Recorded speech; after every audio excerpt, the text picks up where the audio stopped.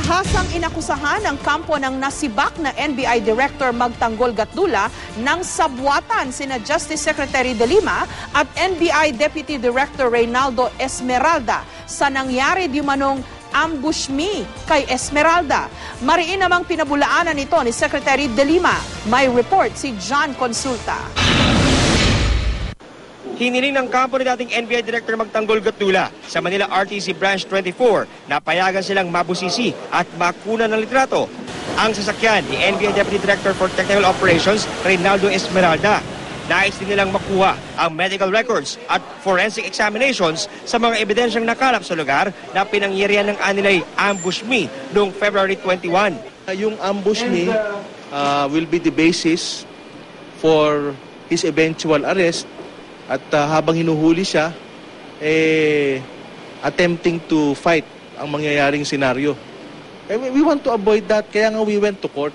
Pero pinalagan ito ni DOJ Secretary Laila De Lima. Masyado naman atang foul na yan. Hindi ko na nga alam kung maaawa ako o matatawa na lang ako kay former Director Gatdula. Baka because of his bitterness na hindi niya matanggap-tanggap yung nangyari sa kanya, ay baka nasisiraan na siguro ng ulo yan. To be fabricating and concocting this story about the Secretary of Justice being involved in a supposed plot to kill the former director, ano ba yan?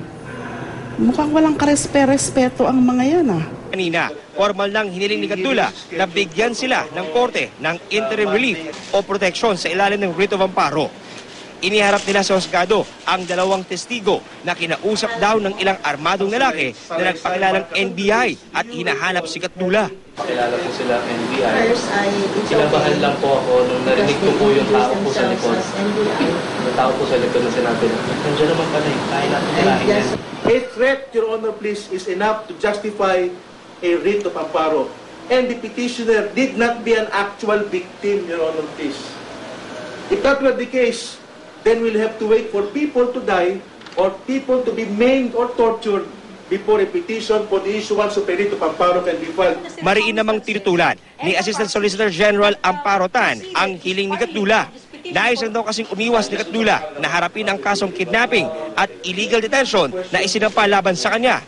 Ang basa namin sa petition, actually it's prevention pa rin ng pag-i-investigate dun sa kaso ni O'Hara against Attorney Gatdula. But that is totally different from this case. Binigyan ni Judge Silvino ng 3 araw para makapagsumite ng kanilang written manifestations ang magkabilang kampo. Nagpalabas naman ng DOJ ng subpoena na nagpapaharap kay Gatdula sa sasagawang investigasyon sa March 12. Pero ayon sa kampo ni Gatdula, maghahain sila ng motion to suspend proceedings dahil sa nakabimbing prejudicial question sa Manila RTC. Umaasa si Gatdula, lalabas ang totoo sa korte. Kailan talagang maging handa. Opo.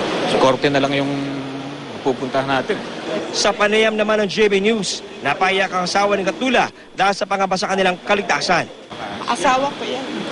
You're worried? Of course. Ano po yung prayer niya? Yung last na prayer niya na lang po. Prayer niyo po. Of course, matapos na itong lahat. Tapos.